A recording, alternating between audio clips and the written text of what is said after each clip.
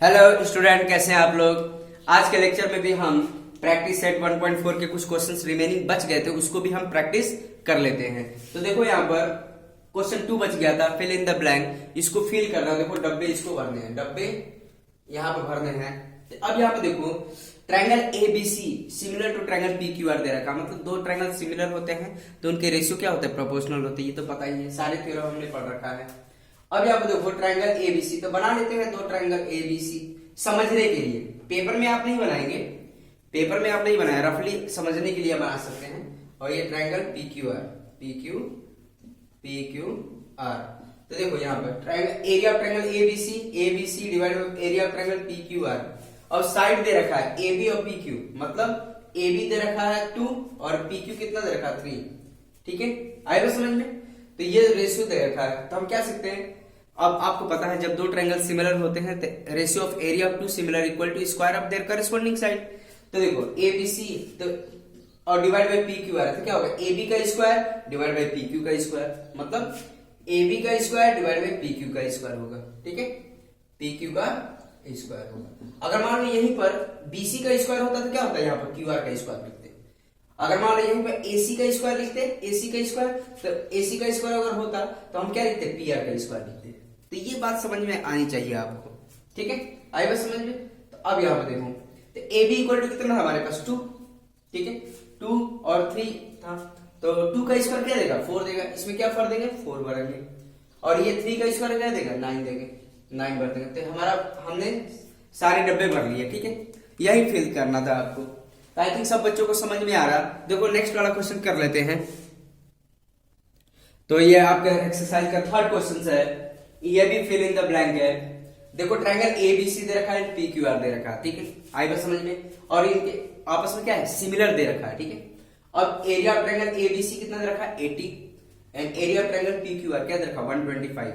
ठीक है, तो हमें फिल इन द ब्लैंक करना है। एरिया ऑफ ट्रायंगल एबीसी, तो यहाँ पे क्या आ जाएगा पीक्यूआर आएगा। ठीक है, क्योंकि ये दोनों ट्रायंगल सिमिलर है। ठीक है, तो एरिया ऑफ ट्रायंगल एबीसी तो दिया, क्या यहाँ पे क्या फिल करेंगे, ट्रायंगल पीक्यूआर फिल कर देंगे, पीक्यूआर। आई बात समझ में। अब ये क्या है 80 डिवाइड, ये मतलब रेशियो ऑफ एरिया दे रखा है, हमें बताना है साइड का रेशियो करना है। तो आपको अगर मान लो यहाँ पर मैं रफ वर्क कर रहा हूं, आप नहीं करेंगे, आप रफली, आप भी क्या करेंगे रफली करेंगे, लेकिन यहाँ पर आपको फील करना है। तो बिना समझे आप फील नहीं कर पाएंगे, तो आपको समझना पड़ेगा यहाँ पर क्या फील कर सकते हैं। तो देखो ट्रायंगल एबीसी, यहाँ पर देखो एबीसी एंड ट्रायंगल पीक्यूआर है। और एबीसी क्या हमने देखा अभी, ABC similar to PQR, PQR क्या है गिवन है। तो हम कह सकते हैं जब दो ट्रायंगल आपस में सिमिलर होते हैं तो क्या होगा, ratio of area of triangle ABC divide by area of triangle PQR. ठीक है, तो ये क्या होगा, अब साइड क्या रहेगा एबी और पीक्यू, एबी और पीक्यू। तो जब रेशियो ऑफ एरिया होता है, साइड ऑफ स्क्वायर क्या होता है, मतलब जो रेशियो होंगे साइड के स्क्वायर में फॉर्म में होंगे। तो ये क्या होगा एबी का स्क्वायर डिवाइड बाई पीक्यू का स्क्वायर। आई बात समझ में। बट हमें ये स्क्वायर रूट नहीं दे रखा, स्क्वायर हटा के हमें यहां फिल करना होगा। तो एबीसी क्या है, एबीसी हमारे पास क्या है 80, और एबीसी डिवाइड बाई पीक्यूआर क्या 125। तो ये क्या होगा एबी का स्क्वायर डिवाइड बाई पीक्यू का स्क्वायर। ठीक है, तो पहले इसको काटो। ठीक है, ये 5 से कट करेंगे तो क्या आएगा 16 आएगा, और ये 25 आएगा। करके देखिए, तो देयरफॉर फाइनली क्या है 16 डिवाइड बाई 25 और AB divide by PQ, PQ का होल स्क्वायर लिख सकते हैं, दोनों का स्क्वायर। अब क्या काम करेंगे, taking square root on both side, taking square root on both side. तो हमें क्या मिल जाएगा, अब इसका रूट लेंगे तो इसका 4 हो जाएगा और इसका 5। तो फाइनली हमें क्या आ गया AB डिवाइड बाई PQ, क्यों 4/5, AB डिवाइड बाई PQ ही बताना था हमें। तो यहाँ पे क्या फिल कर देंगे 4/5, तो 4/5। तो स्टूडेंट डायरेक्ट आप नहीं कर पाएंगे, आपको ऐसे रफली सॉल्व करके देखना ही पड़ेगा। पेपर में आप इसको रफली सॉल्व करेंगे, लेकिन फिल ऐसे करना है आपको पेपर में। ठीक है, आई बात समझ में। हमने ऐसे क्वेश्चन बहुत सारे प्रैक्टिस किया है, तो आपको ये फिल करने के लिए आएगा तो आप ऐसे फिल कर सकते हैं। ये कैलकुलेशन आपको रफ वर्क में करना है। आई बात समझ में। ठीक है स्टूडेंट, नेक्स्ट क्वेश्चन भी हम देख लेते हैं एक।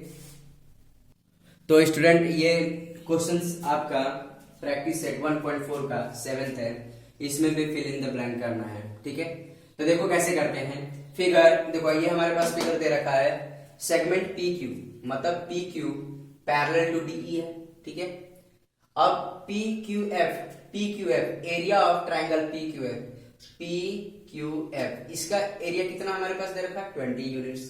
ठीक है, फिर जो पी एफ है ट्वाइस ऑफ डीपी, मतलब P F twice of DP है, मतलब ये एक्स है, अगर मान लो एक्स है तो ये क्या होगा 2x। ठीक है, आगे समझ, मतलब जो हमारा पी एफ है इसका ट्वाइस है, मतलब ये x है तो ये क्या होगा 2x हो जाएगा। आई बात समझ में, क्लियर है।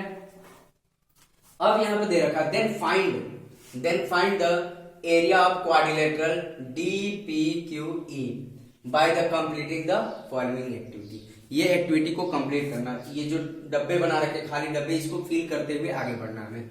ठीक है, अब देखो यहाँ पे करते हुए देखो, ये सब लिखा हुआ होगा पेपर में आपके, ये सब लिखा हुआ आएगा, बस ये डब्बे फिल करना है। ठीक है, जहां पर फिल इन द ब्लैंक है वहां पर आपको फिल करना है केवल, और कुछ नहीं सोचना है।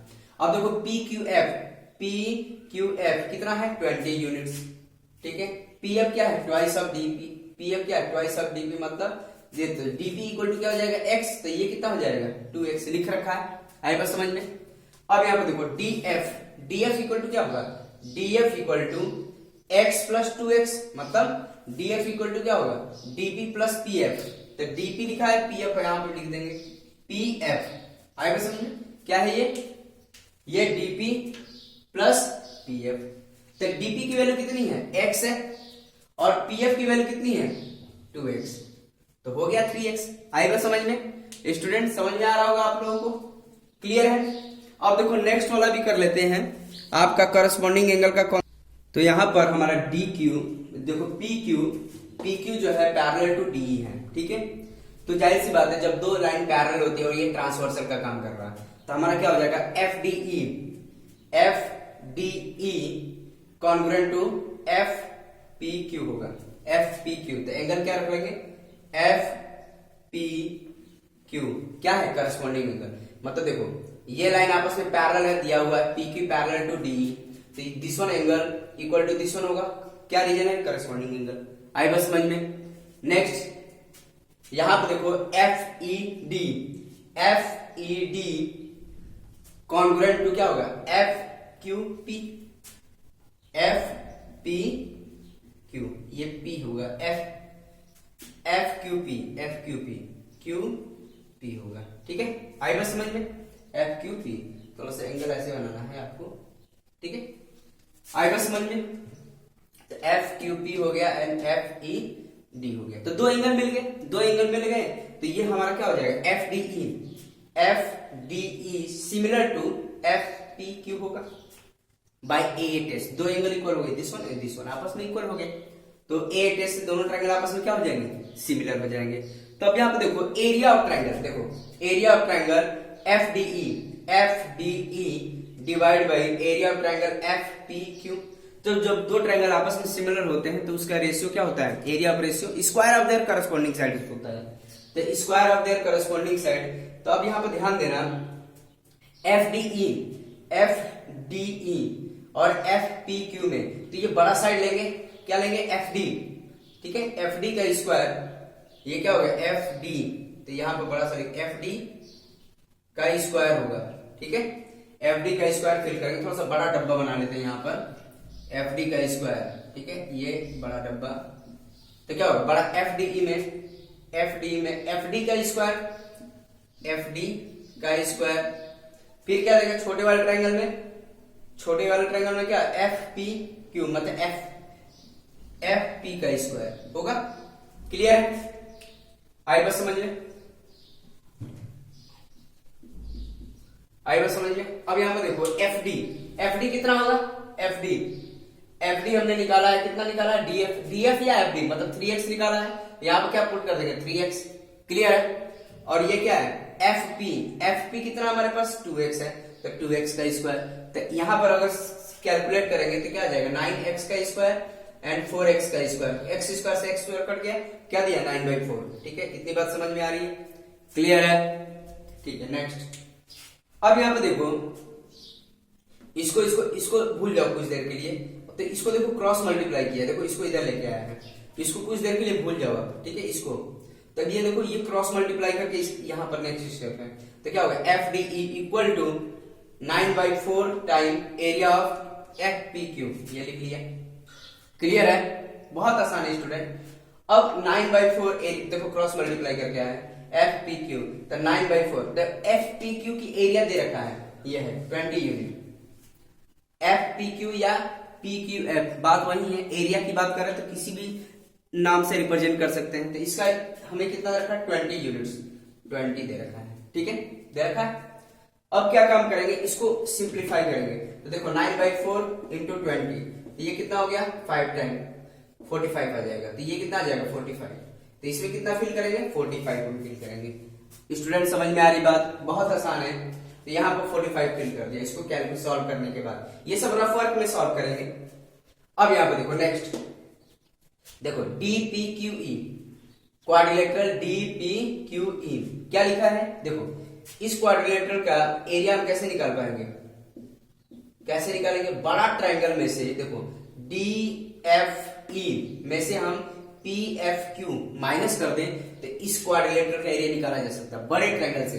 बड़ा ट्रायंगल क्या है DFE माइनस PFQ कर देंगे तो ये इसका एरिया निकल, वही लिखा है यहाँ पर देखो DPQE equal to area of triangle, big triangle, big triangle लिखा है कौन सा FDE minus area of triangle FPQ लिखा है। और FDE अभी हमने निकाला, FDE कितना निकाला है, ये निकाला 45, और FPQ कितना दे रखा था 20, ये 20 दे रखा है। आई बस समझ में। तो फाइनली हमें क्या है 45 माइनस 20 का कितना है 25। क्लियर है, तो हमने सारे डब्बे फिल कर दिए। तो स्टूडेंट ऐसे ही क्वेश्चंस आपके पेपर में भी आएंगे, तो कॉन्सेप्ट जब तक नहीं क्लियर होगा तब तक आप फील भी नहीं कर पाएंगे, ठीक है। मतलब डब्बे फिल इन द ब्लैंक आपको जब तक कॉन्सेप्ट क्लियर नहीं होगा तब तक नहीं कर पाएंगे, इसीलिए प्रैक्टिस जरूरी है। तो ठीक है स्टूडेंट,